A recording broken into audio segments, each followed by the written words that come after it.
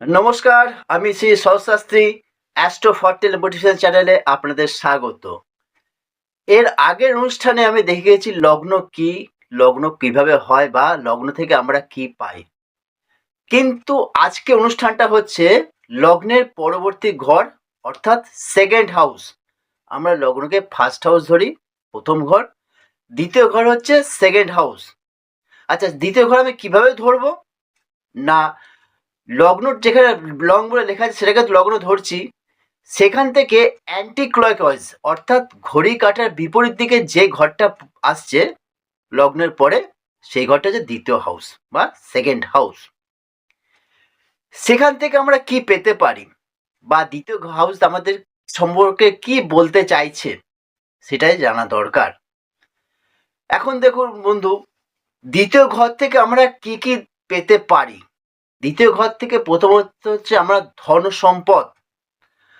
সারা জীবন আমরা কি ধরনের ধনসম্পদ অর্জন করতে পারবো, আমাদের কি ধরনের সম্পদ তৈরি হবে, কতটা পরিমাণে সম্পদ তৈরি হবে, সম্পদের প্রকৃতিটা কি রকম হবে সেটাই দেখি।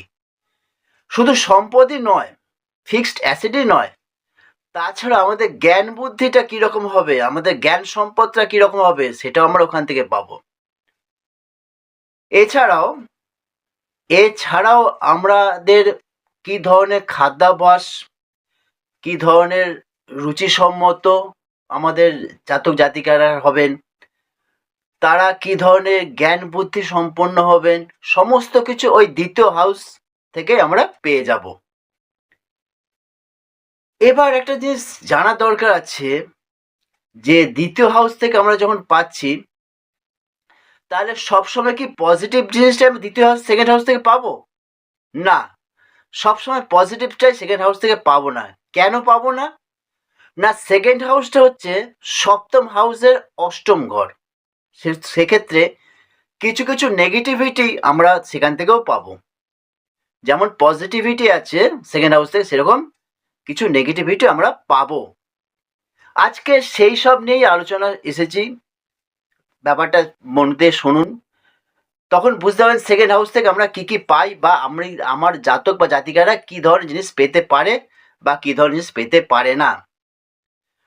চলুন এবার মূল আলোচনা যাই। সেকেন্ড হাউস থেকে আমরা বিভিন্ন গ্রহ অবস্থান দেখতে পারি। এক বা একাধিক গ্রহ থাকতে পারে সেকেন্ড হাউসে। সেখান থেকে গ্রহ ভিত্তিক বিভিন্ন ফল পাবো। এবার যদি ধরি সেকেন্ড হাউসে রবি গ্রহ বসে আছে, যে কোনো লগ্নের ক্ষেত্রেই সেকেন্ড হাউস রবি গ্রহ বসে আছে, তাহলে সেকেন্ড হাউস থেকে আমরা কি ধরনের ফলাফল পেতে পারি? না, সেকেন্ড হাউস থেকে আমরা দেখব সেই জাতক বা জাতিকার একটা আর্থিক সমস্যা তৈরি হবে, তাদের জীবনে আর্থিক সমস্যা তৈরি হবে, তাদের একটা অনটনের ব্যাপার থেকে যাবে, তার মেজাজ ভালো থাকবে না, এই ধরনের সাংসারিক প্রবলেম তৈরি হবে সেকেন্ড হাউসে যদি রবি গ্রহ বসে থাকে। তার পেটের সমস্যা হবে, এটা একটা কথা বলা যেতে পারে সেই জাতক বা জাতিকার।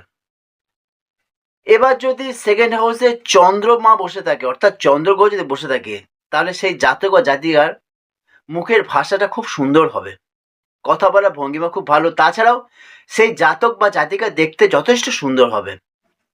সেকেন্ড হাউস যদি চন্দ্র বসে থাকে, তাহলে সেই ক্ষেত্রে দেখা যাবে কি না, সেই জাতক বা জাতিকা ভালো অর্থ উপার্জন করতে পারবে এবং তার সেভিংস বা সে অ্যাসেটও কিছু করতে পারবে, ফিক্সড অ্যাসেট কিছু করতে পারবে। এবার যদি দেখা যায় যে সেকেন্ড হাউসে মঙ্গল বসে আছে, হ্যাঁ, সেকেন্ড হাউসে মঙ্গল বসে থাকলেও তার একটা সমস্যা হবে, আর্থিক একটা প্রবলেম তৈরি হবে, কিন্তু সেটা ধীরে ধীরে কেটে যাবে। তাকে তার জন্য একটু পরিশ্রম করে বেশি উপার্জন তৈরি করতে হবে। তাছাড়াও থার্ড হাউসে মঙ্গল যদি থাকে, সেই সব জাতক বা জাতিকারা একটু ঝাল জাতীয় খাবার খেতে পছন্দ করবেন। তাদের রুচিসম্মত হবে একটুখানি উগ্র টাইপের, তারা একটু নেশা করতে বা এই ধরনের করতে পছন্দ করবে।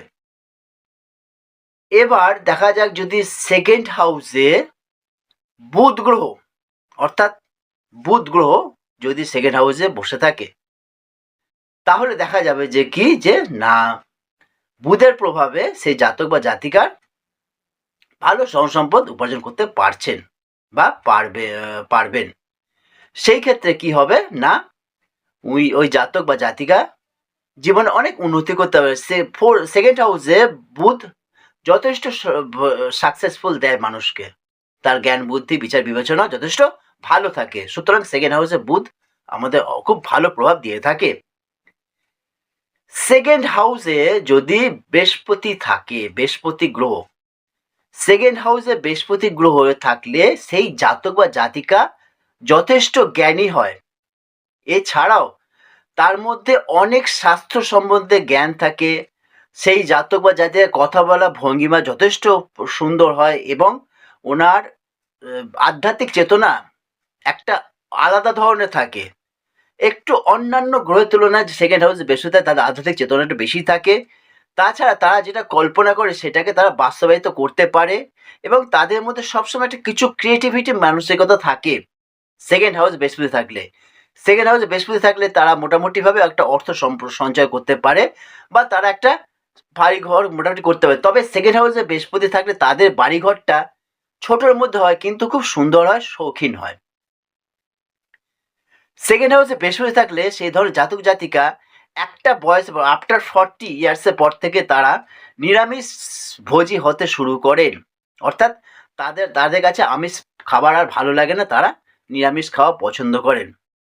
সেকেন্ড হাউসে যদি জাতক বা জাতিকা দেখা যায় সেকেন্ড হাউসে বৃহস্পতি রয়েছে, সেই ধরনের জাতক বা জাতিকারা একটু ঘি মাখন এই ধরনের খাবারের প্রতি একটু ভালোবাসা থাকে। যাই হোক, সেকেন্ড হাউসে বৃহস্পতি থাকলে একটা সময় তাদের একটু অর্থ কষ্ট হয়, ঠিক কথা, কিন্তু পরবর্তী ক্ষেত্রে আফটার 40 পর থেকে তাদের অর্থ কষ্টের সমস্যাটা থাকে না, সমাধান হতে শুরু করে বা অর্থ তাদের নিয়মিতভাবে আসতে শুরু করে।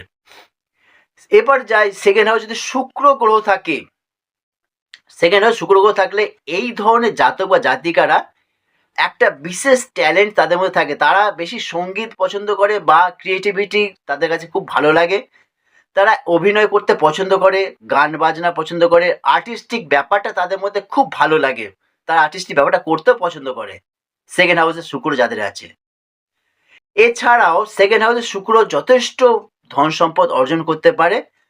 তাদের মধ্যে একটা বাড়ি যখন বানাবে, তারা যখন একটা বাড়ি বানাবে সেই বাড়িটা বড় বড় মাপের বাড়ি হয় এবং বাড়িটা খুব সুন্দর হবে, শৌখিন হবে। তাদের পছন্দটা এরকম, যেটা করবে বড় মাপের হবে, সুন্দর এবং শৌখিনটার খুব ভালো পছন্দ করে। তাদের মধ্যে একটা আলাদা ক্রিয়েটিভিটি থাকে, তারা অ্যাক্টিং করতে, অভিনয় করতে খুব ভালোবাসেন। তাছাড়াও সেকেন্ড হাউসে যাদের শুক্র আছে তারা খুব টক খেতে পছন্দ করে, টক জাতীয় খাবার তাদের খুব ভালো লাগে, টক তারা খুব পছন্দ করেন। তাদের গলার স্বরটাও যথেষ্ট সুন্দর সেকেন্ড হাউসে শুক্র যাদের আছে। এবার তাছাড়াও নেগেটিভিটি কিছু আছে, যাদের শুক্রটা একটু নিচস্থ আছে সেকেন্ড হাউসে, তারা একটু খরচাপাতি বেশি করে, তারা সাজা গোজা খেতে অনেক তারা ব্যয় করে থাকে, জাতক বা জাতিকা দুজনের ক্ষেত্রে। এবার দেখা যায় যদি সেকেন্ড হাউসে শনি গ্রহ, সেকেন্ড হাউসে শনি গ্রহ কখনোই ভালো ফল দেয় না। প্রথমত দর্শক বন্ধু, সেকেন্ড হাউসে যখন শনি গ্রহ থাকে, সেই শনি গ্রহ বা সেই জাতক বা জাতিকারা বাস করে একটা পুরনো বাড়িতে, যে বাড়িতে এখনো কুড়ি বর্গা ঘর আছে বা সেই বাড়ি প্লাস্টার চটে গেছে, রং করা হয়নি দীর্ঘদিন ধরে, হয়তো পাখিও বাসা করতে পারে, পায়রা বসতে পারে, বাড়িটা একটু আগোছালো, অর্থাৎ বাড়ির মধ্যে ঠিকমতো আলো প্রবেশ করে না, সেই রকম বাড়িতে সেকেন্ড হাউসে শনি যারা তারা বসবাস করেন। আপনি এটা জন্মছক থেকে অনায়াসে বলতে পারেন যে এই মানুষ সেকেন্ড হাউস শনি আছে, শনি গ্রহ সেকেন্ড হাউসে বসে আছে, সুতরাং মানুষটার বাড়িঘর গোছানো নয়, বাড়িতে আলো কম পড়ে, বাড়িটা স্যাঁতস্যাঁতে, বাড়িটা প্লাস্টার খসে পড়ে গেছে, এই ধরনের বাড়িতে তারা থাকতেন। তাছাড়াও সেকেন্ড হাউসে বৃহস্পতি, যাদের সেকেন্ড হাউসে শনি গ্রহ রয়েছে, তারা পয়সা খরচা করে অন্য জায়গায়, বিভিন্ন নেশা ভাঙ করে তারা পয়সা খরচা করে, তাদের সেভিংস ভালো হয় না। পয়সা ইনকাম করে প্রচুর প্রচুর অর্জন করে পয়সা, কিন্তু সেই পয়সা সেভিংসে থাকে না, তাদের পয়সা নষ্ট হয়ে যায়। সেকেন্ড হাউসের শনির একটা ভূমিকা আছে। সেকেন্ড হাউসে রাহু গ্রহ থাকলে, সেকেন্ড হাউসে রাহু গ্রহ থাকলে সেই রাহু গ্রহ পয়সা খরচা করায়। এবার ব্যাপারটা হচ্ছে যে রাহু অগোছালোভাবে সেকেন্ড হাউস থেকে পয়সা খরচা করে। কেন সেকেন্ড হাউসে খরচা করে? এই কারণে যে সে সপ্তমে অষ্টম ঘর, যথেষ্ট খরচা রাহু সেকেন্ড হাউস থেকে করে থাকে। তারপর সেকেন্ড হাউস যাদের রাহু আছে তাদের কথাবার্তা খুবই খারাপ, খারাপ টোনটিং করে কথা বলে, তাদের গলা স্বর তো খারাপই, তাছাড়াও তারা মানুষের খুব ছোট করে দেখে, মানুষের সঙ্গে কথাবার্তা বিহেভিয়ার আচরণটা ভালো রাখতে পারে না সেকেন্ড হাউসে যাদের রাহু গ্রহ আছে। সুতরাং সেকেন্ড হাউসে রাহু গ্রহ থাকলে তাদের শুধু কথাবার্তা খারাপ না, তাদের দাঁত মুখ অপরিষ্কার থাকে, মুখে দাড়ি থাকে, দাঁতে নোংরা ছোপ পড়ে থাকে। সেকেন্ড হাউসে রাহু যাদের আছে তারা সবকিছু ধরনের খাবার খায়, তাদের কোনো খাবারের বিচার নেই, যখন তখন যে কোনো খাবার খেয়ে নেয়, তাদের পেটের সমস্যা থাকে প্রচুর। তাছাড়া সেকেন্ড হাউসে রাহু থাকলে তারা প্রচুর মিথ্যা কথা বলে, ঘন ঘন মিথ্যা কথা বলে। এটা একটা সেকেন্ড হাউস রাহু খুব খারাপ প্রভাব সৃষ্টি করে।